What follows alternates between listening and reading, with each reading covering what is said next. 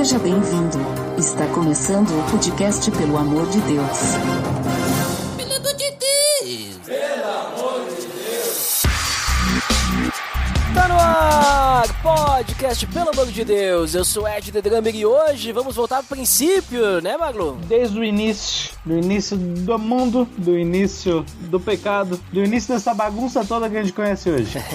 E também junto conosco hoje, pra nos ajudar aí no papo, o Didi. E aí, galera, eu sou o Didi e é curioso que a gente vai falar de Gênesis 3,16 e um versículo antes o Salvador havia sido anunciado, hein? Olha só, e aí como o Didi já adiantou, então hoje nós estamos reunidos para mais um episódio da série 3,16. E hoje então nós vamos falar sobre o versículo de Gênesis. Tá beleza, Edson. Você está escutando o podcast do site peloamordedeus.org.br que vai ao ar sempre nas sextas-feiras a cada 21 dias. Inscreva-se no nosso feed para não perder nenhum episódio em peloamordedeus.org.br/feed/podcast ou pesquise nas plataformas e agregadores de podcast. Curta nossa fanpage em facebook.com/oficialpadd. Nos siga no Twitter através do @_PADD e também no Instagram oficialpadd.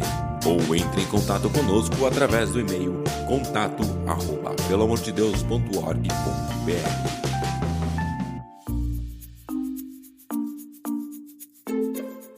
Muito bem, pessoal, então hoje mais um episódio da série 3,16. Hoje nós vamos falar sobre o versículo de Gênesis. Por isso, então, como é de costume nessa série, vamos ler o versículo, né? Obviamente, quem é que quer começar aí trazendo o versículo 3,16 e uma das versões que temos em português aí? Vou ler da NVT. Diz assim: a mulher, ele disse, farei mais intensas as dores de sua gravidez, e com dor você dará à luz. Seu desejo será para o seu marido, e ele a dominará. Polêmico. Olha ali, hein? Hoje em dia, tu lê aí essa mensagem na lateral da Kombi, né?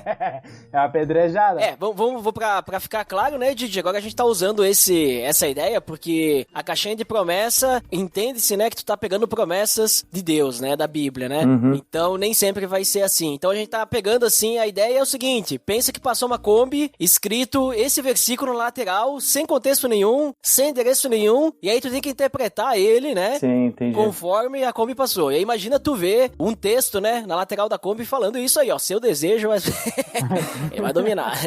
É, meio estranho, né? Quem que disse pra mulher, né? Foi o motorista da Kombi, será? Não sei, né? Pois é, né? O que esse cara que tá dirigindo aí quer dizer? Plot twist, é uma mulher dirigindo. Vai lá, Didi, lê numa outra versão aí. Sim, eu vou ler na NVI mesmo, que diz o seguinte: a mulher, ele declarou, multiplicarei grandemente o seu sofrimento na gravidez. Com o sofrimento, você dará à luz filhos. Seu desejo será para o seu marido e ele a dominará. Bem, tanto quanto parecido com a NVT, né? Uhum. Mas dá uma ênfase ali, né? Grandemente. Tipo, opa, já tá ficando pior o negócio. Outra ênfase que eu vejo na NVI é que ele diz multiplicarei. E na NVT ele diz assim, ó, farei mais intensas. Isso Só aí. que, tipo assim, pra mim, multiplicar dá a ideia, assim, que cada vez vai ser maior, assim, né? E farei mais intenso é algo mais leve, assim, me parece. Pode ser. Até porque a NVT, ela, de certa forma, traz um português mais abrandado, né? Do que essas versões um pouco mais antigas, né? Tá, então se é pra falar de versão antiga, deixa eu ler na Almeida Corrigida e Fiel, porque essa é fiel, né? Essa é... E corrigida. E a mulher disse, multiplicarei, olha ali o multiplicarei, ó, a NVI tá certa. Multiplicarei grandemente a tua dor, e a tua conceição, com dor dará à luz filhos, e o teu desejo será para o teu marido, e ele te dominará. Até agora, bem parecido com as outras. Eu tive que procurar a palavra conceição porque eu não sabia, né? Daí eu descobri que era dar luz na concepção, né? Olha ali. Eu pesquisei no Google e mostrou o bairro aqui de Bento, Conceição. Vai lá, Magno, lê mais uma. Vamos lá. Vamos na Almeida, revista atualizada. E a mulher disse, multiplicarei sobre modo os sofrimentos da tua gravidez. Em meio de dores darás à luz filhos. O teu desejo será para o teu marido e ele te governará. Então, colocou sobremodo ali, mas... Eu acho interessante que a Almeida, revista atualizada, ele sempre tem que mudar alguma coisinha das Almeidas mais antigas, e aí não pode ser multiplicar grandemente. Não, tem que ser sobremodo, né? Nem se usa É um português meio culto, né? Da revista atualizada, meio... Pedro Álvares Cabral usou essa palavra na carta dele lá. Lê outra aí, Didi. Sim, eu vou ler aqui a mensagem, que não é, vale ressaltar aí que não é uma versão, né? Mas uma paráfrase, é algo já um pouco mais interpretado. E ele vai dizer o seguinte, ó. E ele disse à mulher, multiplicarei suas dores no parto. Você dará à luz seus filhos em meio a dores. Você vai querer agradar o seu marido, mas ele governará sobre você. Opa, já mudou ali. Pois é, né? A mensagem, ela já traz algo mais... Dá um pouquinho mais de luz pro texto, eu não sei quanta luz, né? Mas ele diz ali, né, que o desejo da mulher vai querer... de querer agradar o marido, né? Coisa que as outras versões aí não parece que fala muito isso, né? As outras versões é tudo desejo de estar com o marido. E aí ela interpreta ela tira isso, né? Mas, entretanto, o multiplicarei tá ali, ó. Eu acho que esse cara usa NVI, hein? Não sei. Eu vou ler então pra finalizar aqui, ó. Eu vou ler NTLH, né? A Bíblia Jovem. Clássico. Para a mulher, Deus disse, vou aumentar o seu sofrimento na gravidez. E com muita dor você dará à luz filhos. Apesar disso, você terá desejo de estar com seu marido. E ele a dominará. Olha ali, ó. NTLH, talvez aqui dá uma ideia mais legal do texto, né? Mas e aí? Agora, pensando assim, ó. Passou umas 8 Kombi. Todas elas escritas essa frase, cada uma numa versão diferente, né? E a gente leu isso aí. O que vocês entendem aí desse pequeno texto? Ele é sequência de algo, né? Eu penso assim, que tipo, ele inicia a maioria dos versículos e disse a mulher, e a mulher disse. Parece que ele tá tipo, eu disse a alguém, mas agora para a mulher eu vou dizer algo. Então ele tá tipo, ele dá uma sequência, né? Parece que aconteceu algo atrás, que pelo contexto do versículo a gente já vê que é algo muito grave. E ele dá sequência, ele tá falando com ela mais alguém ali, né? Entendo primeiro assim, primeiro impacto. A NBV, no início do versículo, a Nova Bíblia Viva, diz, e o Senhor Deus disse à mulher. Então, se passasse uma Kombi com essa versão, né? A gente saberia que Deus disse, né? Foi Deus quem disse pra mulher, né? Até agora a gente não sabia quem tinha dito exatamente, né? E é curioso que parece que ele não diz que a mulher vai ter dores somente no parto, que ela não vai sofrer somente na hora do parto, mas ao longo de toda a gravidez, né? Alguns dos textos vão falar ali, vão aumentar o seu sofrimento na gravidez, e não apenas no parto, né? Isso aí, bem interessante isso. É verdade. Também mostra muito sobre um castigo, né? Porque ele fala de multiplicar a tua dor, né? Também sobre o desejo de estar, digamos assim, desejo para o marido, mas que ele vai dominar sobre ela. Você vê que é tipo uma condenação, né? Você tá vendo que tem, tipo, ele tá determinando algo que ela vai passar a sofrer de agora em diante, daquele momento em diante, né? Então se a gente olhar isoladamente, não parece algo bom. Ela tá dizendo, você vai ter muitas dores. Você fala, meu Deus, sofrimento. né? Já vai, enfim. E quem ainda que nós não temos mulheres aqui nesse bate-papo, ou qualquer mulher, nós aqui podemos dizer que ninguém gostaria de ser dominado, né? Então, tipo, quando chega ali e fala, o marido vai te dominar, tipo, opa, né? Que história é essa? né? Então, é uma espécie, para mim, parece ali sendo uma condenação, né? De algo. E olhando também pela NBV e a NTLH, ele fala na segunda parte ali, apesar disso, né? As outras não tem muito essa ideia, parece que ele tá falando, tipo, tá declarando, tu vai ter isso, tu vai ter isso, vai ter aquilo, né? Vários parecem consequências, né? Vários problemas que tu vai enfrentar, ou vários castigos, não sei. Mas quando ele coloca, apesar disso, seu desejo será para seu marido, apesar disso, né? Você terá desejo de estar com seu marido, então dá a ideia de que, olha, você vai ter muitas dores durante a gravidez, né? Você vai ter muitas dores para dar à luz a seus filhos, mas mesmo diante das dores, se tu acha que depois vai melhorar, tu vai querer, vamos dizer assim, encontrar alento, né, no seu marido, ou devido às dores, você vai querer, sei lá, vai sentir alguma necessidade de querer agradar o marido, que nem a mensagem bota, né, vai querer agradar o seu marido, mesmo assim, ele vai te dominar, né? Sim. Então, vamos dizer assim, tu vai buscar talvez alguma coisa pra te saciar, mas será dominado por isso. É essa ideia, né, quando tu bota o apesar disso, né, esse apesar disso, isso, né? Você terá desejo e ele a dominará, né? Você vai desejar estar com ele não pela questão de ser dominado, né? Mas ele vai acabar te dominando, né? Sim. É um contraste ruim, né? Entre algo bom, aparentemente, né? E algo ruim também, aparentemente. Que, assim, a primeiro momento a gente não sabe ao certo, né? Então, basicamente, olhando assim por cima, parece que alguém fez besteira aí, né? E daí agora vai sofrer uma consequência, né? Tipo, ó, então... E parece que mais gente fez besteira ali, porque nem o Marlon falou, né? É continuidade, né? Alguém já levou aí o xingão antes, e agora tem outra pessoa levando o xingão, que é a mulher, né? A tal da mulher. Tá levando o xingão de Deus. E disse, agora tu vai sofrer, hein? Antes, provavelmente, não sofria tanto, porque ele disse que vai aumentar, né? Vai aumentar muito, né? Vai ter muitas dores. Apesar que algumas versões não diz que vai aumentar, né? Tipo, a Bíblia Viva ali, a nova Bíblia Viva, diz, você terá muitas dores. É, isso aí. Se a gente pegar só essa daí, a gente pode interpretar que antes não havia dores algumas, né? Agora, quando a gente pega as outras que vai aumentar e vai multiplicar, por exemplo, a ideia de multiplicar, se a dor antes era 0 e tu vai multiplicar, vai continuar sendo 0, né? Porque 0 tu multiplica é 0. Ai, você vê que o cara é de exatas, né, velho? É, entendeu? Então tem que ser pelo menos maior que 1 ali pra te ir multiplicando, né? E daí vai aumentar mesmo, né?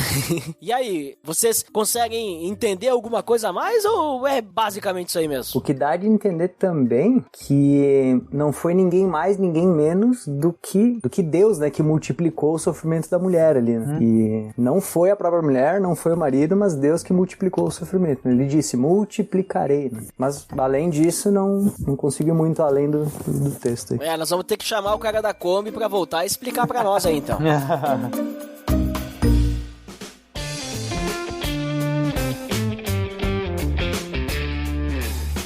Então, pessoal, chamei o cara da Kombi aí, voltou, e agora ele explicou aí pra nós, então a gente pode dizer pro nosso nobre amigo e ouvinte, né, o que realmente significa esse texto aí que a gente acabou lendo ali, passando, a gente agora absorveu um monte de informação aí do contexto e tal. Inclusive, Didi, nos comente aí então o contexto desse versículo 3:16, onde é que ele se encaixa, o que tá acontecendo, qual a cultura, né, quem escreveu, quando, onde e tudo mais. Então, a gente pode separar aqui o contexto por detrás em dois contextos, né? O contexto em que esse texto foi escrito e o contexto que esse texto relata, né? Então, vamos separar dessa forma, né? O primeiro contexto, então, onde ele foi escrito, né? É importante ressaltar que Gênesis e todo o Pentateuco, ele foi escrito, ele tem autoria mosaica, né? Então, foi escrito por Moisés. Os estudiosos, eles datam de aproximadamente 1600 a.C., no período em que Moisés estava no deserto com o povo judeu, com o povo hebreu, né? E vale ressaltar também a literatura de Gênesis, né? Porque ela é uma narrativa, isso fica bem claro ao longo de todo o livro, mas especialmente ali no início, em Gênesis,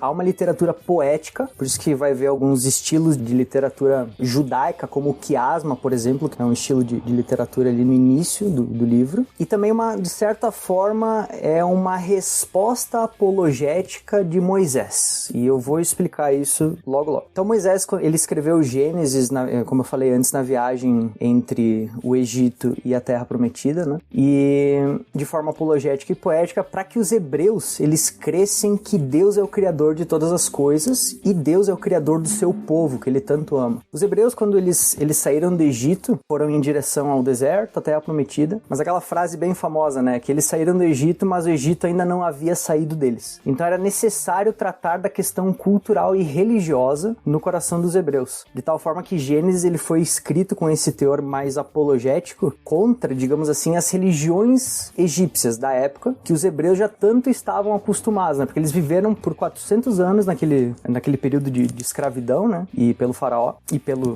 Egito, né? Pelo governo egípcio, que a cultura adentrou no coração deles de tal forma que eles estavam acostumados com a religião egípcia, né? Inclusive, uma curiosidade que um dos deuses egípcios, ele supostamente teria surgido da água, e que da água viriam todas as coisas da vida e etc e tal, né? Nessa linha religiosa egípcia, né? E aí, se a gente for lá em Gênesis 1, a gente vai ler o seguinte que Moisés escreve, claro, inspirado por Deus, né? Mas ele vai dizer o seguinte, ó. Gênesis 1 e 2. No princípio, Deus criou os céus e a terra. Era a terra sem forma e vazia. Trevas cobriam a face do abismo e o Espírito de Deus se movia sobre a face das águas. Então, Moisés aqui já no versículo 2, ele traz essa ideia de que não, pessoal, não são os deuses egípcios que são verdadeiros, não foram os deuses egípcios que construíram o mundo, que criaram o mundo, que criaram vocês. Foi o Deus de Israel, foi o Deus de vocês, né? O Deus de Abraão que criou vocês, né? E nenhum outro Deus senão esse nosso Deus. Então, nesse contexto é que Moisés escreve Gênesis, né? Então, é nesse contexto de narrativa para contar a história do povo de Deus, para contar a história de Deus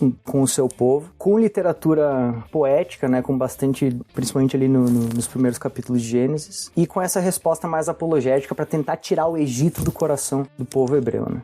E agora o outro contexto, que é o contexto da narrativa mesmo, né? Os capítulos 1, 2 e principalmente o 1 e o 2, eles vão falar a respeito da criação do mundo por meio de Deus, né? Deus criou o mundo, Deus criou todas as coisas, Deus criou os céus e a terra, Deus criou os luminares, Deus criou os vegetais, Deus criou os animais e Deus criou o ser humano. Foi Deus que criou, Deus que fez. É Deus na história e não outros deuses, né? Então, Gênesis 1 e 2 vai falar a respeito do início, do princípio das coisas, né? 1 e 2 especificamente vai falar da criação. 1 vai falar da criação, o 2 vai dar tipo um zoom na criação do homem, né? Então ele fala especificamente da criação do homem, depois o homem dá nome aos animais, daí ele domina sobre os animais, e daí Deus, então, ele cria a mulher a partir da costela do homem. E aí chegamos no final de Gênesis 2, toda a criação perfeita, completa, o homem em comunhão com Deus, o homem e a mulher em comunhão com Deus, e ponto final no capítulo 2. Então, basicamente, a estrutura toda desse contexto é esse, a criação do mundo, e Deus criou o mundo, Deus criou todas as coisas, e somente Ele é Deus sobre todas as coisas. Certo, mas a gente olha assim esse versículo ali e a gente entende então esse contexto, né, Didi? Tá falando sobre Deus, sobre a criação, e a gente entende também que foi Moisés que escreveu, né, quando ele tava lá no Êxodo, então ele tem um objetivo para isso, né? Ele precisa ensinar as pessoas, né, que estavam lá no deserto, tirar essa cultura, beleza, legal. Mas agora quando a gente entra ali no texto, o que tá acontecendo ali que a gente vê então essa mulher aí recebendo, né, essa consequência de Deus e dizendo, olha, tu vai, né, ter multiplicado as dores de parto e tudo mais. Aonde que essa mulher foi se meter? O que ela fez de errado, né? Sim. O que ela fez de errado pra ouvir um sermão desse aí? Marlon, não sei se tu quiser responder essa parte aí. Então, depois de todo esse contexto, né, que o Didi nos apresentou, entra, então, um dos momentos mais marcantes aí da história da humanidade, que é, então, a queda da humanidade para o pecado, né? Então, a gente vem de Gênesis 3, 1, então, começa a vir a tentação, né? Então, nós vemos que Deus criou o homem e a mulher, que colocou ele no Jardim do Éden, tudo isso já, então, apresentado ali pelo Didi, né? E a gente também não tem ideia de quanto tempo tudo isso aconteceu, né? A partir do momento que ele foi criado, ele criou o homem, ele criou a mulher, então o Adão e Eva, eles tinham total liberdade no paraíso de comerem de todos os frutos de todas as árvores, de dar nomes aos animais, enfim, né? A gente não tem noção de quanto tempo tudo isso aconteceu, mas aí então chega um certo dado momento, né, em que entra um terceiro personagem, um quarto, né, que existe Adão e Eva, Deus, existe ali um outro personagem que é a serpente, né? A serpente na Bíblia, ela pode ter diversos significados, e na maioria deles sempre direcionando ao próprio Satanás. Apocalipse 12, 9 e Apocalipse 22 fala da antiga serpente, que então se remeteria ao diabo. Então o diabo, ele aparece ali nessa história, onde ele passa então a tentar, né, Adão e Eva com a árvore do conhecimento do mal, na qual Deus disse que não poderia então comer daquele fruto. Então a serpente também, além de tudo como uma representação sobre o diabo, ela também sempre teve essa representação de astúcia, né, de mal, e ainda com essa sabedoria Satanás tenta então Adão e Eva, no caso ali especificamente a Eva, justamente utilizando da palavra de uma forma totalmente descontextualizada, dizendo então, tipo, se vocês comerem, não vai ter problema nenhum. A Eva ainda responde no início, né? Não, mas Deus disse que se nós comemos então da árvore do conhecimento do bem e do mal, nós vamos morrer. Daí a serpente responde, não, certamente certamente vocês não irão morrer, né? E dali, então, eles comem, e a Bíblia ainda deixa muito claro ali em alguns aspectos de que eles comeram com avidez, com vontade mesmo, né? Eles comeram com a intenção mesmo de ser até mesmo semelhante a Deus. Ali começa, então, aquela arrogância, né? Talvez que a gente sempre fala do pecado, mas da origem do pecado original, que então é o diabo, utilizando, então, de uma mensagem totalmente descontextualizada para justamente tentar Adão e Eva, e eles, então, achando com o seu coração totalmente já naquele momento voltado a fazer o mal, sentindo a avidez e falar, não, eu quero fazer isso daqui. Então a Eva, então, ela tem a atitude, então, de comer da árvore do bem e do mal, e ela, então, entrega, né, também o fruto para Adão, né, para Adão comer do fruto, né. Algo que a gente estava comentando aqui nos bastidores de um livro muito interessante, que a gente tem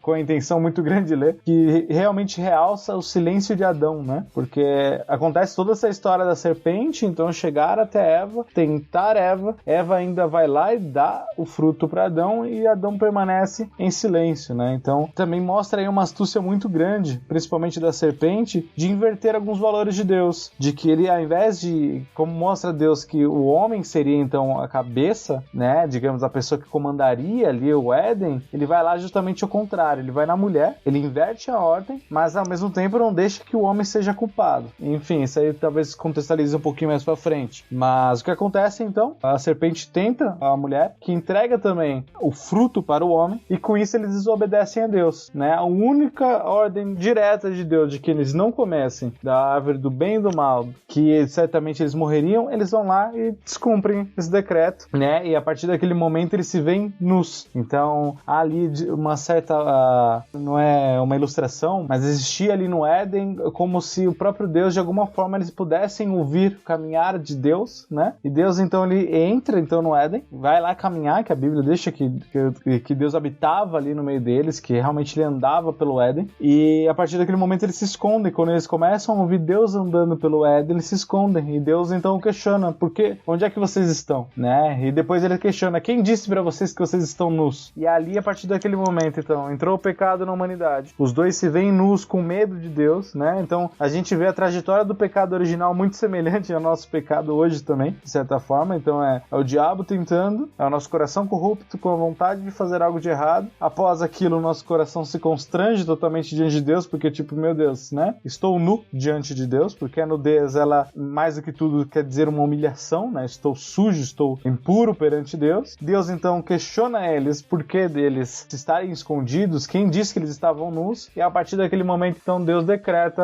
por sua justiça, né, de que ele não poderia conviver com o pecado, decreta, então, a condenação do homem e da mulher pelo pecado, né. Como eu disse, justamente pela mulher, justamente ter comido do fruto, Deus não exime a culpa do homem, né, ele deixa muito clara a culpa sobre Adão, mas também, justamente por ela, né, por Eva ter entrado, então, a transgressão, também existem essas dores, e principalmente essa condenação no relacionamento, né, porque a partir desse momento do pecado, então, de Eva, é como se Deus condenasse a ela a uma frustração no seu relacionamento natural, né, a partir do momento que ela quisesse se relacionar com um homem, então, a partir daquele momento, ela tem, além do parto doloroso, ela está subordinada ao marido, né, então, digamos, por mais que a gente possa falar e possa parecer, nossa, meu Deus, né, feministas não nos ouçam, mas a verdade é que a mulher estar submissa sobre o homem é justamente uma situação que convém do pecado. Por isso que depois, acho que num próximo tópico aí, a gente fala sobre a redenção, mas aqui a gente está realmente botando a sujeira na tela e falando, cara, é por isso então que a mulher, ela é subordinada ao marido, ela sofre dores e está condenada a ter uma frustração no relacionamento, sofrer dores, ter uma vida, digamos assim, meio que limitada por conta do pecado, e aí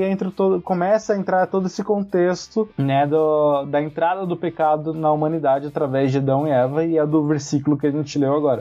Olha só que interessante até o que vocês trouxeram ali de contexto, e o Marlon também agora explicou ali, né, tudo que aconteceu ali nesse momento, né? Olha só que interessante, né? Beleza, que nem o Marlon comentou, o homem, né, também recebe uma sentença, a mulher recebe a sentença, mas Deus, ele meio que ele vai na ordem, né, de quem fez besteira, né? Então ele começa pela serpente, né? A serpente é a primeira a receber uma sentença, porque não é só o homem e a mulher que fizeram coisa errada, a serpente também, porque induziu eles ao erro, né? Não que eles saiam ilesos. Então é isso, daqui a pouco a mulher mulher tava lá e a mulher jogou a culpa na serpente, né? Aí Deus então vai lá, fala lá a sentença da serpente, a consequência do pecado, e a mulher deve ter pensado, me dei bem, né? Agora deu tudo certo, joguei a culpa na serpente, tô legal. E aí Deus vira pra mulher e diz, olha, e pra ti, então, vou multiplicar aí teu sofrimento. E o homem lá quietinho, né? Soviando. E aí, depois Deus vira pro homem também, ó. Tu achou que tu ia escapar também? Então, é interessante, né, que, vamos dizer assim, se um pecou, ele vai sofrer a consequência do seu pecado, vai receber a repreensão, né? Agora, se todo mundo pecou junto, todo mundo vai receber a repreensão do pecado, não é só porque o homem disse que foi mulher, a mulher depois disse que foi serpente, então não, então a serpente vai pagar sozinha. Não, todo mundo tem que pagar, porque todo mundo tá em pecado, todo mundo pecou, né? Todo mundo errou. E aí, quando eu olho pra mulher, eu vejo assim que, se a gente comparar, né, com o próprio pecado dela, a punição que ela recebe parece que tá muito relacionado. Então Deus, ele tira o prazer, né, que ela teve em pegar o fruto, comer do fruto, e aquela questão do orgulho também, né, de ela dizer, bom, agora eu vou ser semelhante a Deus, né. Então, o prazer que tu tinha, agora tu vai ter dor nesse lugar, né, e no lugar agora de antes que, vamos dizer assim, tu queria se achar orgulhosa, né, ia ter o poder, agora tu vai ser submissa, né, ele vai te dominar, né, e essa questão do dominar, eu acho até interessante comentar, né, que a mesma palavra utilizada ali no hebraico, ela tá lá no versículo 7 do capítulo 4, e lá no versículo 7 do capítulo 4, o contexto é de dominação mesmo, né, então às vezes a gente pode pensar, vamos tentar dar uma, vamos dizer assim, acalmada ali, né, vamos dar uma passadinha de pano por cima, não, mas o contexto, a palavra ali realmente ela tem significado de domínio, né, então acho que esse governará aí, acho que a gente não foge muito disso, né? E, Didi, o que tu entende, então, quando a gente olha para esse versículo, sobre a questão, então, da mulher, sobre essa questão ali que até o Marlon, ele deu uma apontada ali, uma iniciada, qual que é a tua visão ali sobre a questão dessa parte ali de dores, né? Se tu acha que antes realmente tinha dores ou não, ou só aumentou, e também essa questão do marido ali, né? Sobre a questão de governo e tal, qual que é a tua opinião? Sobre a questão das dores ali, confesso que eu não tenho uma opinião, mas pensando um pouco assim, Gênesis 1 e 2, ele é, digamos assim, ou melhor, Apocalipse lá, final, né, 2021, ele é um paralelo a Gênesis 1 e 2, né, então o Éden, né, o paraíso de Gênesis 1 e 2 é o paraíso lá de Apocalipse. A palavra diz que não haverá mais choro, não haverá mais dor, não haverá mais tristeza, não haverá mais essas coisas, né, então eu entendo que há um paralelo com Gênesis 1 e 2, então olhando por esse lado, talvez a mulher antes não teria dores, mesmo no parto, né? Eu não sei, realmente não tenho uma opinião muito bem formada a respeito disso, mas, tipo, interpretando aqui a moda louca, talvez não tivesse, né? Agora, quanto à questão da consequência aí do pecado sobre a mulher, especificamente da mulher, né? Marlon trouxe bacana aí o contexto de Gênesis 3, especificamente Gênesis 3, né? Que trata a respeito do relato da queda, né? E a gente precisa ter em mente, para entender bem esse texto, o que a gente chama de metanarrativa bíblica, que é o quê? É, digamos assim, um olhar geral a respeito de toda a história da Bíblia, que é a história de Deus, que é a história do ser humano, né? E que é essa metanarrativa bíblica? Ela é dividida em 4 palavras, digamos assim, né? Que é a criação, a queda, a redenção e a consumação. E Gênesis, ele traz 3 desses pontos, né? Ele traz a criação em Gênesis 1 e 2, a queda em Gênesis 3 e o início da redenção ao longo de todo o restante de Gênesis, né? E ali na queda é curioso que a consequência não só sobre o homem, também não só sobre a serpente, mas como a gente está falando especificamente de 3,16 aqui, né, do versículo a respeito da mulher, a condenação cai exatamente naquilo que diz respeito à função da mulher, né? Então, alguns versículos antes vai dizer que a mulher, ela era a auxiliadora idônea do marido, né? Existem 5 aspectos na criação da mulher com relação ao homem, que uma delas é esse ser auxiliador idôneo, né? Esse termo ali, um comentário bíblico vai dizer que poderia ser traduzido como ajudadora que o complemente, ou que supra aquilo que falta ao homem, né? Então, um dos aspectos na criação da mulher, da função da mulher é esse, é estar lado a lado ao homem, né? Inclusive, um comentarista bíblico, ele diz o seguinte, né? Ele interpreta o texto dessa forma, na criação da mulher, que ela não foi feita da cabeça do homem para estar acima dele, nem de seus pés para ser pisada por ele, mas ela foi feita de seu lado, para ser igual a ele, sob seu braço, braço para ser protegida e perto do seu coração para ser amada. Talvez seja um pouco forçada essa interpretação, mas ela é bem interessante e eu me arrepiei assim quando eu li, porque não tem nada de domínio ali. É exatamente alguém que auxilia ele, que anda com ele, que tá junto com o homem e o homem junto com a mulher. Eles estão no mesmo patamar, né? E aí, então, vem a condenação de Gênesis 3,16 por causa do pecado, que afeta diretamente a mulher. E o Marlon já comentou ali a respeito do silêncio de Adão, né? O pecado, ele claramente foi de Adão, né? Paulo, ele ressalta isso lá em Romanos, né? Porque se o pecado tivesse sido cometido, ou melhor, se a responsabilidade do pecado tivesse caído sobre Eva, Paulo falaria de Eva e não de Adão, né? Ele falaria da mulher e não do homem. Então é curioso que a condenação da mulher tem muito a ver com o pecado do homem e tem muito a ver com a função que ela exerce como mulher. O homem, ele foi criado e colocado no jardim para ser guardião dele. A sua condenação foi trabalho árduo na terra. A função da mulher era ser auxiliadora do homem e a sua condenação foi sofrer naquilo que somente ela poderia fazer, que era o quê? Dar à luz a filho. E então ela seria dominada ou governada, né? Algumas versões vai dizer dominada ou governada por ele, exatamente por causa da função dela, né? E tu comentou aí de Gênesis 4:7, da palavra utilizada ali no hebraico, né? E também essa mesma palavra é utilizada em Gênesis 17 e 18, que vai dizer o seguinte, ali na criação dos luminares, né? Ele diz assim: Deus os colocou, os dois grandes luminares, né? No firmamento do céu para iluminar a terra, governar, essa é a palavra, o dia e a noite e separar a luz das trevas. E Deus viu que ficou bom. Então realmente é uma ideia de como se esses grandes luminares, eles reinassem, eles dominassem sobre a terra, né? E essa é a mesma palavra usada. Estão acima. É, exatamente. E essa é a mesma palavra utilizada na condenação de Deus para com a mulher, dizendo que ela seria dominada, governada pelo homem, assim como os luminares dominam e governam a terra. É como se eles tivessem a responsabilidade, né? De, vamos dizer assim, levar a luz e tal. E aí, levando esse paralelo muito legal, Didi, a gente tem então a ideia de que cai sobre o homem a responsabilidade e a mulher, ela tem que se sujeitar a essa responsabilidade. Mas olha só, eu tenho uma opinião aí, né? Talvez vocês discordem ou concordem, não sei, que o Marlon citou, aí eu vou já deixar a palavra pro Marlon depois pra ele dar continuidade aí, colocando a visão dele, posição, mas o Marlon citou assim que, então, a partir dessa queda, né, então a mulher se torna submissa e depois na redenção, né, vai ter alguma coisa, daí depois o Marlon já pode complementar. Mas eu vejo assim que a mulher, ela sempre foi submissa ao homem, mas calma lá, temos algumas diferenças, né? Em que sentido? Eu concordo com o Didi que ele falou ali, que a mulher, ela estava lado a lado ao homem, né? E isso é claro na Bíblia, a mulher foi criada dessa forma, mas de certa forma, mesmo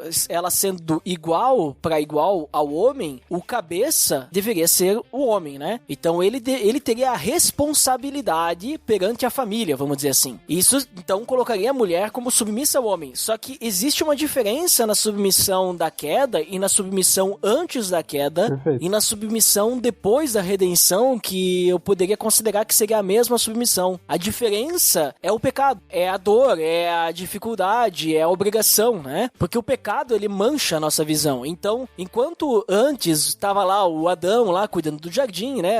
Adão, ele não era um jardineiro, mas ele era um paisagista, né? Vamos colocar mais bonito, né? E a Eva lá também como uma paisagista, né? E os dois lá dando nomes aos animais, cuidando do jardim e tudo bonito, um junto com o outro e co-administrando, né? E tudo mais. Quando o Deus vê os dois nus, quem responde primeiro é Adão, né? Porque, vamos dizer assim, eu até vejo assim, Deus olhando pra Adão e pedindo pra Adão, né? Tipo, dizendo, tá, e aí? O que deu aí? Né? E não, porque Deus sabia que tudo que tinha acontecido, né? Mas não é uma visão machista, mas é uma questão assim, que o homem foi criado, então a mulher foi criada do Adão, pra que eles se amassem, e eles viviam em paz e harmonia nisso, dessa forma, um cuidando do outro, e o Adão, vamos dizer assim, sendo responsável pela mulher, e a mulher ajudando Adão nessa responsabilidade. Mas quando vem o pecado, né? Então vem a queda, agora isso vai começar a ser um pouquinho mais difícil. Vai se começar começar a ser mais difícil, porque agora eles não têm mais aquela relação íntima que eles tinham antes, agora existe o pecado ali no meio. Então agora a mulher, ela vai ter o desejo não de ser submissa ao homem, mas ela vai querer ter o desejo de ser a cabeça da família. E agora, eu vejo essa questão ali, não é que a gente foca muito no ele vai te governar, ele vai te dominar, e tu vai ter desejo, mas eu vejo que esse segundo ponto ali, né, tem o ponto das dores da gravidez, o ponto das dores de parto, né, esses dois primeiros pontos, né, que eu até vejo que tem uma continuidade, dá uma ideia de continuidade, ou seja, a mulher, ela vai sofrer, até mesmo depois que a criança nascer, pelo fato de que vai ter que cuidar dos filhos, e os filhos não vão ser, vamos dizer assim, devido ao pecado, tão obedientes, e a gente vê o que aconteceu com os filhos de Eva, né, um matou o outro, né, então a gente vê a tremenda dor que deve ter sido pra uma mãe isso, né, ver um filho matando o outro filho, mas eu vejo assim que a gente fica muito focado nisso, mas a terceira parte ali, que é a questão do desejo e tal, eu vejo que tá focado muito mais na divisão entre eles, as brigas. Deus, ele fala primeiro, olha, a serpente, eu vou colocar inimizade entre tu e a mulher, e aí depois Deus diz, olha, vocês dois foram criados, que nem o Didi falou, bonito ali, né, perto do coração, né, embaixo do braço, pra cuidado e tudo mais, agora vocês vão ter inimizade, vocês dois, né, vocês não vão ser tão próximos um do outro, e aí, pra resolver essa parada é só com a redenção, que daí a gente vai continuar vendo submissão, que a gente vê lá em Efésios 5, né, que depois de Cristo a gente não vê que agora, vamos dizer assim, a mulher que manda e tal, ou vice-versa, não sei, mas a gente diz, ó, o homem continua sendo cabeça, como era Adão e Eva no início, antes da queda, mas um tem que cuidar do outro, e aí volta a ter aquele paralelismo, né, tipo, um tá ao lado do outro, não é um acima do outro, um abaixo do outro, mas um ao lado do outro, mas alguém tem que assumir a responsabilidade. Não sei se tu concorda com essa ideia aí, Marlon, se tu tem uma posição diferente, se quiser explicar um pouquinho melhor o que é essa redenção ali, que eu só quis dar uma pincelada pra deixar pra te falar aí.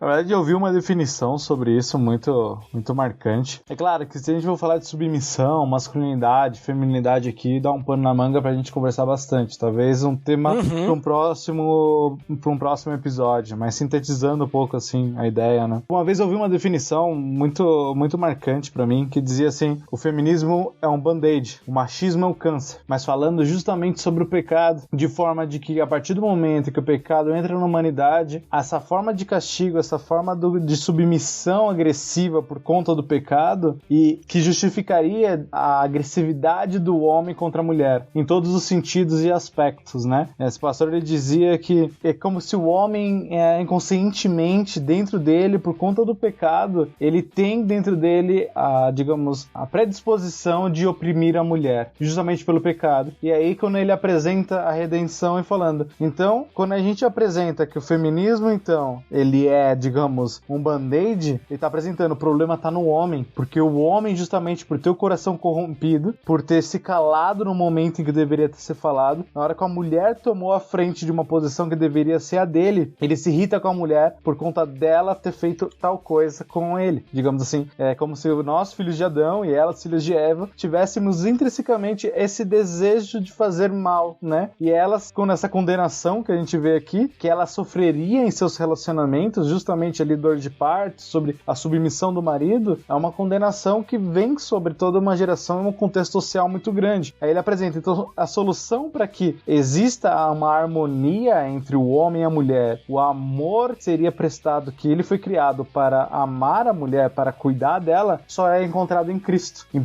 Pedro 3:7 diz assim, né, falando justamente sobre os maridos, do mesmo modo, vocês maridos sejam sábios no convívio com suas mulheres e tratem-nas com honra, como parte mais frágil e cordeiras do dom da graça da vida, de forma que não sejam interrompidas suas orações. Então, a solução para o machismo e para a opressão que o homem sobrepõe sobre a mulher, num contexto, seja ele religioso ou não, até mesmo social, ele só pode ser solucionado com Cristo. A partir do momento, então, que a gente é redimido pelo amor e pela cruz de Cristo, em que o pecado, então, esse pecado da qual a gente tinha sido condenado por conta da Adão e Eva, e o Didi bem disse aqui também sobre o que Paulo fala em Romanos, em que então o pecado entrou na humanidade pela desobediência de um só homem, a redenção também vem pela obediência de um homem, que é Jesus Cristo. Então, a partir do momento que a gente é redimido por Cristo, a gente trata as nossas mulheres com honra, nós tratamos as mulheres como aquela que divide e que tem a graça que também Cristo morreu por elas. E a partir desse momento a gente exerce então o nosso papel inicial, que foi desde o início de quê? De proteger, amar, cuidar e tratá-las com honra, como Pedro diz. Então, como eu falei, dá um pano na manga de um contexto social, de masculinidade, de feminismo, de social muito grande, dá para um próximo episódio. Mas resumindo e sintetizando, seria isso, né? O pecado entrou pelo homem, o homem então oprime a mulher, mas somente em Cristo, redimido e sarado pelo sangue de Cristo, a gente vai conseguir, então, como homens, entender que elas são co-herdeiras da mesma graça que a gente, que Cristo veio para acabar com essa maldição e que a gente possa, então, amar como a gente deveria ter amado desde o início, como Deus planejou desde o início. Então, por isso que o casamento e a forma como nós, homens, tratamos nossas mulheres são tão importantes. Por isso que a masculinidade, às vezes, tem sido um ponto tão forte de ser tocado, para justamente relembrarmos desses conceitos, desses princípios que Deus nos traz de como homens. De ser homem não é ser agressivo, não é ser um cara extremamente machista sobre as situações, também não é ser totalmente emocional, porque Adão se calou e justamente o pecado tomou a frente porque as mulheres tomaram a frente, mas é através do amor de Cristo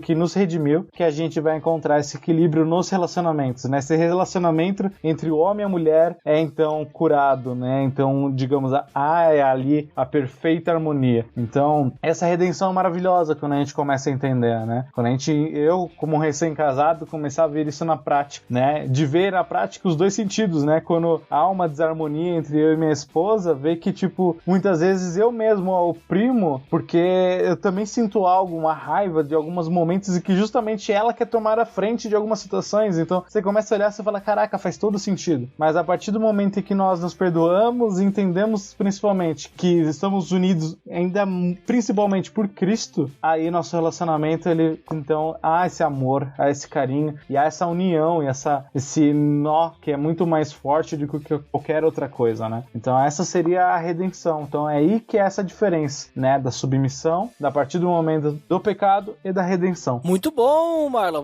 Muito legal o que tu comentou ali. E aí eu quero agora pedir pro Didi, então, como é que a gente aplica esse versículo diante até do que o Marlon acabou de falar da redenção. A gente vê que através de Cristo, né, graças ao nosso bom Deus, e é pela graça ainda, né, a gente tem essa possibilidade de, vamos dizer assim, fugir dessa consequência, não diga fugir, mas a gente voltar àquele relacionamento puro, né, sem pecado e tudo mais. Como é que a gente aplica então isso às nossas vidas? Até porque muito foi comentado aí no nosso papo que a aplicação desse versículo normalmente ela cai sobre esse negócio de machismo, feminismo e tal. E aí, Didi, como é que a gente aplica aí? Pra que serve isso? Se a gente for entender todo esse contexto, esse versículo para a nossa vida. Eu vejo que, pegando tanto o gancho de tudo que o Marlon falou, quanto os teus comentários aí um pouco mais cedo, que existe uma diferença, né, entre a submissão e a autoridade. E também concordo plenamente contigo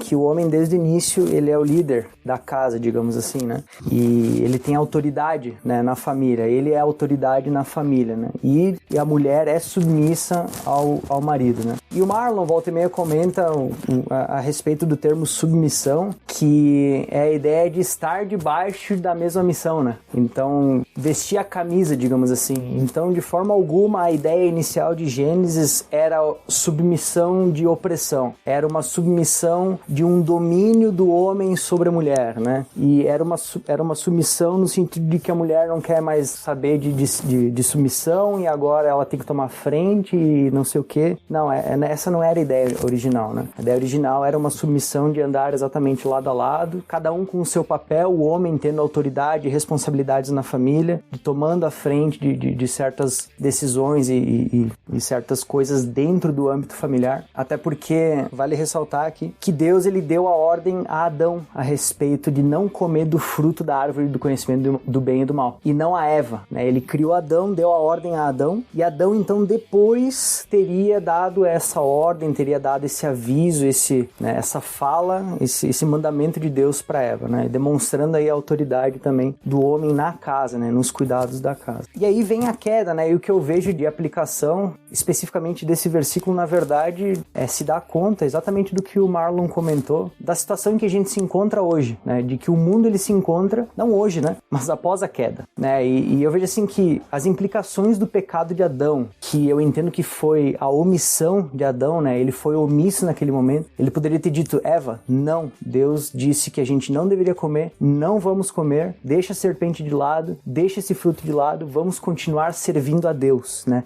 Eu e minha casa serviremos ao Senhor. Adão deveria ter dito isso, mas não disse, ele ficou quieto, né? E eu vejo que as implicações do pecado de Adão hoje e da condenação sobre a mulher são duas. O homem, ele continua sendo omisso, né? Ele não passa, vai ouvir muito as histórias, né? E esposas falando isso, né? Que o homem, ele não passa tempo com a esposa, o homem, ele não passa tempo com os filhos, o homem, ele não toma a frente, ele não toma iniciativa nas coisas da casa e do relacionamento entre o marido e a mulher. E não só entre marido e mulher, mas noivo e noiva, namorado e namorada, né? O homem também, ele não cria coragem para enfrentar os problemas familiares. O homem, ele passa mais tempo no trabalho ou com os amigos do que com a família. Então o homem, ele, né, ele continua sendo omisso. E outro aspecto da queda, né, dessa condenação sobre a mulher, que perceba que a condenação sobre a mulher, na verdade, é o pecado do homem que cai sobre a mulher, né?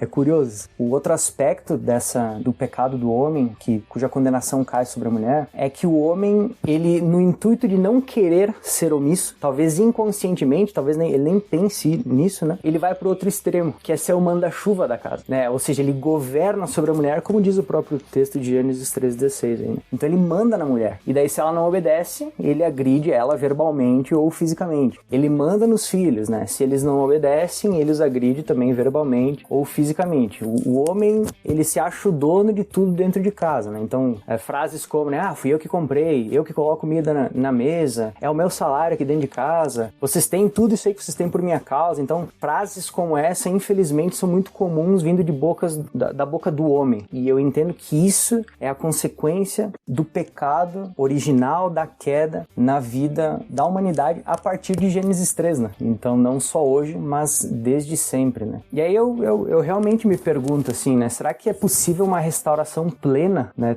Talvez não uma restauração plena a gente consiga, mas da relação do homem e da mulher que foi destruída pelo pecado, né? Esse relacionamento, essa relação, né? Será que a gente consegue ver isso sendo restaurado, né? Plenamente? E o curioso é que depois de Gênesis 3, eu vou caminhar um pouco aqui, vou tentar ser breve, mas vou tentar caminhar ali de Gênesis 3 até o final do livro de Gênesis, citando algumas pessoas, especificamente mulheres, né? Que a gente vai perceber o pecado, né? A consequência dele, o andar dele ao longo do livro de Gênesis, e na verdade não só do livro de Gênesis, mas até ali o finalzinho do Antigo Testamento, né? Então a gente vai ver aí Sara, que ela era estéril e deu luz a Isaac. Rebeca também, que deu luz a Jacó. Israel, ela era estéril, e da mesma forma a Raquel, que era estéril e deu luz a José, né? E mulheres que tiveram sofrimento na gravidez, provavelmente ao longo de toda a sua vida pensando, puxa, não vou ter filhos, né? Elas eram estéreis e acabaram, por misericórdia e graça de Deus, dando a luz a esses homens, né? E vocês vão ver que eu vou seguir uma linha e eu vou chegar num lugar. Aparentemente não tem nada com um nexo, mas eu vou chegar em alguém que é extremamente importante para a aplicação desse versículo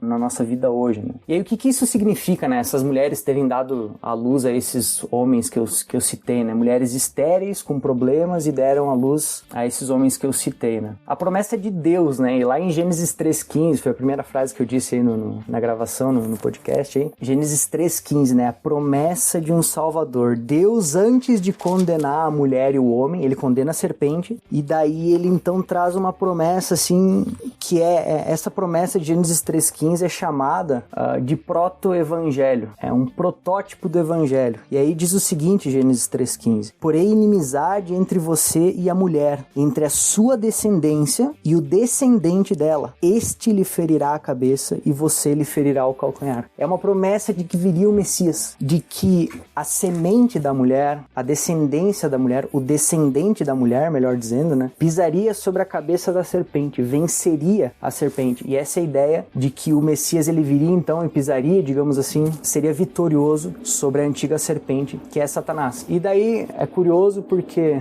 alguns estudiosos dizem que toda vez que todas as mulheres que tiveram filhos ao longo do Antigo Testamento, elas estavam esperando essa promessa ser cumprida nelas, né? Então cada filho que nascia, elas pensavam, será que é esse?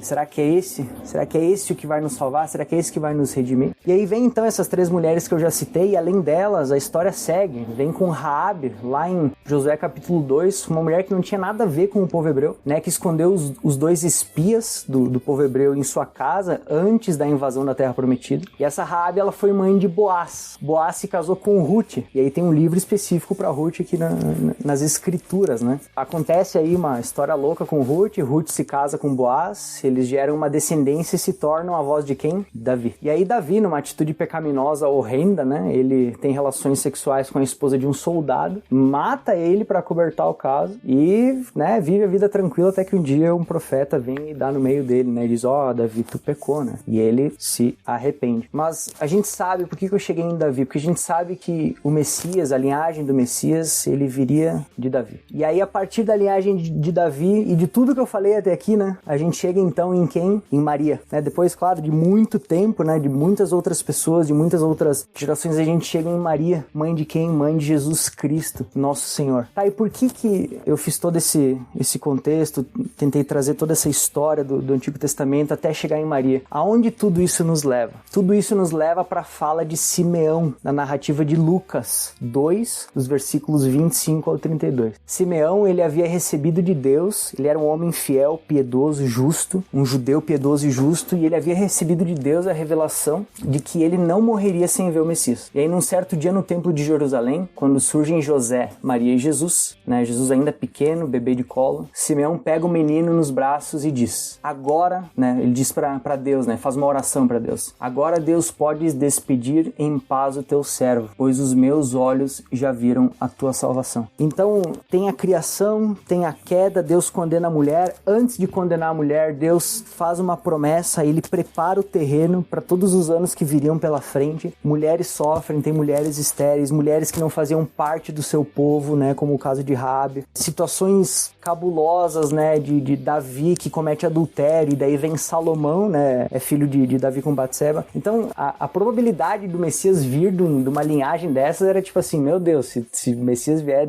de toda essa loucura aí, né? E foi o que aconteceu. E essa é a graça e a misericórdia de Deus demonstrada ao longo de toda a história, né? Então, a gente chega em Jesus Cristo, a gente chega no nosso Senhor Jesus Cristo, aquele que nos redime, aquele que pode então nos levar de volta pro Éden, aquele que pode então nos levar de volta a ter um relacionamento homem e mulher saudável, aonde a submissão já não é mais opressão, aonde a autoridade não se confunde com submissão, aonde cada um, o homem e a mulher, podem cumprir os seus papéis plenamente, podem cumprir os seus papéis em Cristo, não sem pecado, não sem problemas. Ainda teremos problemas, infelizmente, porque a gente vive, a gente mora, a gente é peregrino num mundo caído, mas como o Marlon falou, né, a gente sabe da possibilidade e a gente se apega a essa possibilidade de se arrepender, de pedir perdão, de ser perdoado e poder viver de acordo com os planos iniciais de Deus para um casamento. Amém. Só complementando ali, quando o Didi pergunta,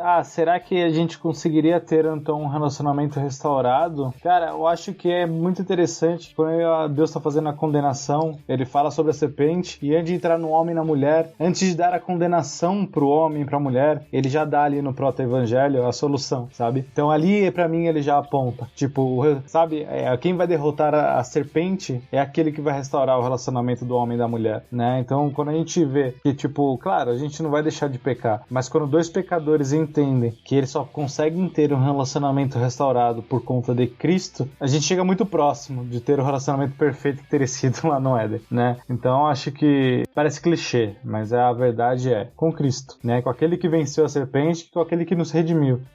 Quando dois redimidos se encontram, a chance disso tornar cada vez certo, né? De um relacionamento próximo daquilo que Cristo pede, torna tudo cada vez mais leve, né? Então, Cristo redimiu tudo, principalmente os nossos relacionamentos.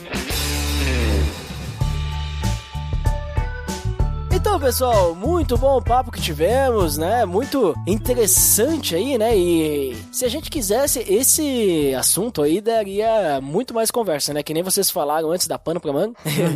Dá pra te levantar diversos outros pontos e tal, né? Pontos de vista, né? Mas deixamos aí as nossas visões. É isso que importa. O nosso ouvinte pode deixar aí nos comentários a sua visão. E então vamos lá, Didi. Você primeiro aí, já que eu te deixei pro segundo antes na apresentação. Então diga-nos aí o que você finalmente considera e depois também diz aí o que tu acha, se esse versículo ele pode ser útil apenas ele, né? Se vale a pena colocar o versículo aí na Kombi.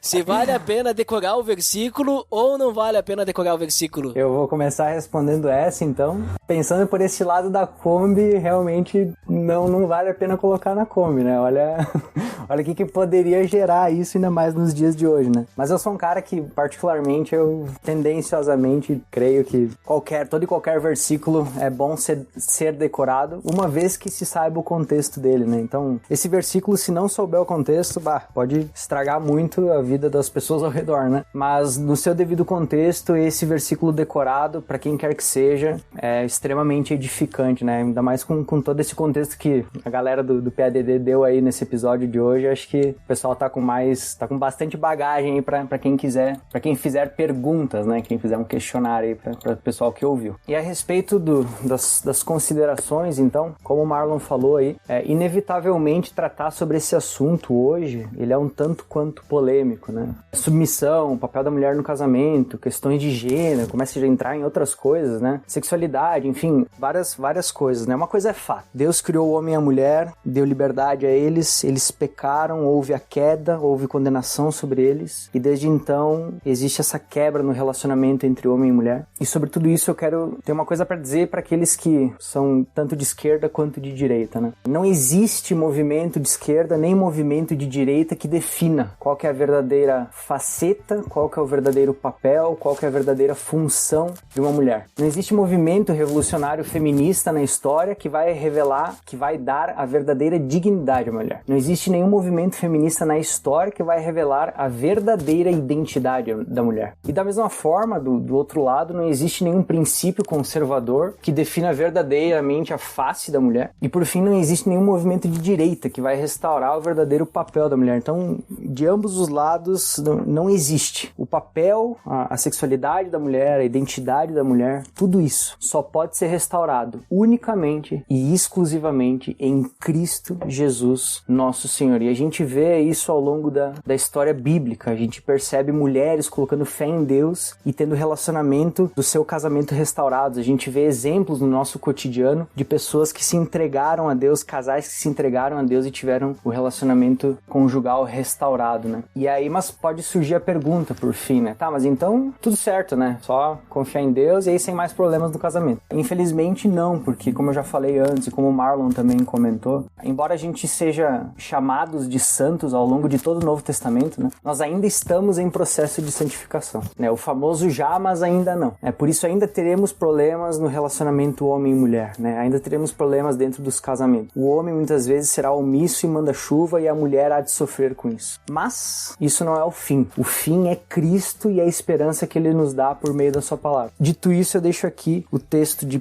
Pedro 3, do versículo 1 ao 6, que vai dizer o seguinte: do mesmo modo, mulheres, sujeite-se cada uma a seu marido, a fim de que, se ele não obedece à palavra de Deus, seja ganho sem palavras pelo procedimento de sua mulher, observando a conduta honesta e respeitosa de vocês. A beleza de vocês não deve estar nos enfeites exteriores, como cabelos trançados e joias de ouro ou roupas finas. Ao contrário, esteja no ser interior, que não perece, beleza demonstrada num espírito dócil e tranquilo, o que é de grande valor para Deus. Pois era assim que também costumavam adornar-se as santas mulheres do passado, que colocavam sua esperança em Deus. Elas se sujeitavam cada uma a seu marido, como Sara, que obedecia a Abraão e o chamava Senhor. Dela vocês serão filhas, se praticarem o bem e não derem lugar ao medo. Amém. Muito obrigado aí, Gigi, pelo seu tempo aí, pela sua sabedoria, sapiência tunada aí.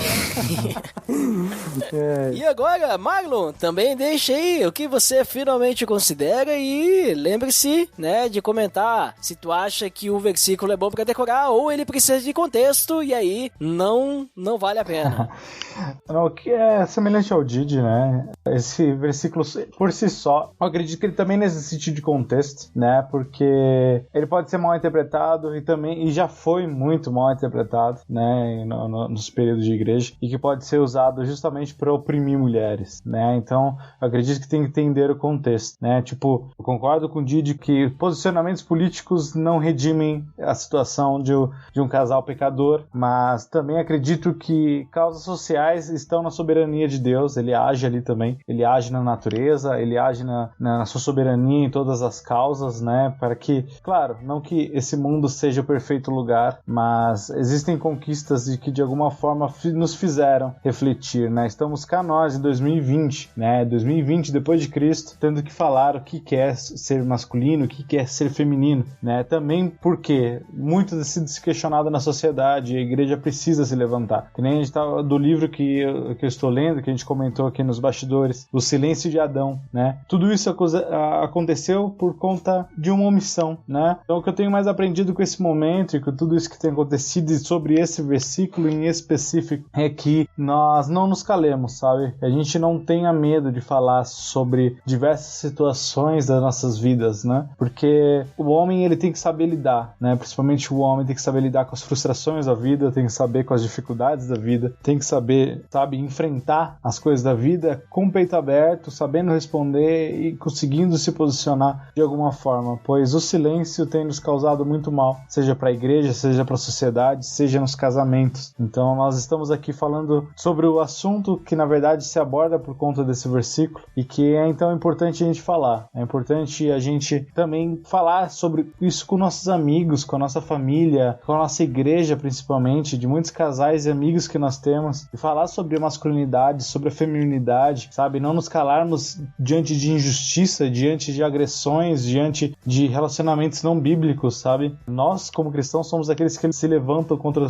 todo tipo de injustiça, e se essa injustiça chega até a gente, algo tem que ser feito, né? Então eu acredito que Cristo nos redimiu não somente para a gente ter relacionamentos mais saudáveis, mas também para ser luz no mundo, né? Então que essa redenção que ele fez em nós, em nossas vidas e das pessoas e das mulheres que nos cercam, também tem que chegar de alguma maneira no mundo. Então, e quando eu falo de se posicionar, não digo de escrever textão na internet, graças a Deus eu passei dessa fase já, mas é entender que Deus traz à tona e à luz algumas situações ao nosso redor mesmo, seja na nossa comunidade, no nosso bairro, na nossa família, e ali sim, que é um dos nossos principais campos missionários, se posicionar, né? E ali a gente saber quem é o lugar do homem, o lugar da mulher, quem é Cristo principalmente, e o que ele fez para que a gente pudesse nos relacionar novamente. Então essas são as considerações finais. Então que a gente não se cale, principalmente como homens, e que a gente fale, que a gente se posicione, e que a gente principalmente se entregue a Cristo, homens e mulheres. Muito bom, Magno, muito obrigado também aí por estar conosco aí conversando, e eu vou fazer que nem vocês, eu vou primeiro falar do versículo também, depois eu considero, finalmente. Mas pra mim, eu diria que ele não é um versículo bom pra decorar, porque sozinho, sim, eu vou chegar pra vocês, olha, porque a Bíblia fala, né, que Deus, né, vai aumentar as dores da mulher e tem que ser submissa. Tipo assim, pra que eu vou usar isso aí, sabe? Claro, a gente sabe que pode usar, mas ele sozinho, ele vai criar muita dúvida, né, mais dúvida do que vai ajudar. Se fosse pra decorar sozinho, eu pegaria o anterior, que nem o Didi falou no início, né, o 15, né, que pelo menos gera aí um papo aí, né, que tem a inimizade entre mulher, né, que a gente chama de proto-evangelho, né, a gente diz, ó, tá Cristo aí prometido já ali, né, aí tu consegue explicar o que significa, mas agora esse 16 aí vai dar mais problema do que ajudar, né. Se fosse decorar todo o capítulo 3, aí sim, que daí tu não precisa explicar nada, tá ali o contexto, né, já tem ali o motivo e tudo mais, aí tu já dá uma amenizada, né, mas agora sozinho, pra mim esse aí eu não guardaria na minha carteira, não. E nem colocaria na minha Kombi. Mas sobre esse tema aí, sobre esse assunto, sobre essa questão aí, né, que a gente conversou hoje das consequências, né, acho que o principal foco aí desse versículo é a consequência, né, a consequência de que se a gente fizer alguma coisa errada pra Deus, a gente vai sofrer consequência, né? E essa consequência é muito ruim, né? Até por esse ponto aí que a gente compartilhou da mulher, né? Esse problema, esse conflito, né? Com o homem. Pô, antes eles estavam tudo certo. E por causa do pecado agora vai ter dores, né? Por causa do pecado agora ela vai ter esses conflitos, né? De quem que se submete a quem tá acima de quem, né? E aí acaba, por causa do pecado, acaba criando coisas ainda piores, que nem o Gigi comentou, né? Daí essa ideia de submissão acaba virando autoritarismo, agressão, né? Física, verbal. Então, tu vê como é que complica tudo, né? A consequência do nosso pecado, ela é catastrófica, né? Tanto é que a Bíblia fala, né? O pecado leva à morte, né? Então, a gente nunca pode pensar que a desobediência a Deus vai ser algo, tudo bem, né? Porque Jesus morreu por mim, então tudo bem. Não, a morte de Cristo já é uma consequência totalmente exagerada, vamos dizer assim, talvez, né? Diante do nosso pecado, a mentira que eu contei, Cristo pagou na cruz por essa mentira, né? Então, a gente precisaria começar a levar isso em consideração. E eu acho que esse texto ali, as pessoas muitas vezes querem ficar achando, né? Levando em consideração essas questões para dizer que a Bíblia é machista, não sei o que, mas esquece que o real contexto ali, o real conceito, principalmente o capítulo 3, é demonstrar as consequências, né, dos nossos atos, mas que Deus, em seu amor, né, que nem o Didi comentou lá no início, ele já preparou o escape, né? Ele já preparou a redenção, que o Marlon comentou ali em Cristo e tudo mais, né? Então, pra mim, desse 3:16, né, eu tiro essa conclusão aí pra minha consideração final. Mas é isso, né, pessoal? Muito legal o papo e agradecemos a você que escutou até aqui e até o próximo episódio, então. Até mais! Até mais! Valeu.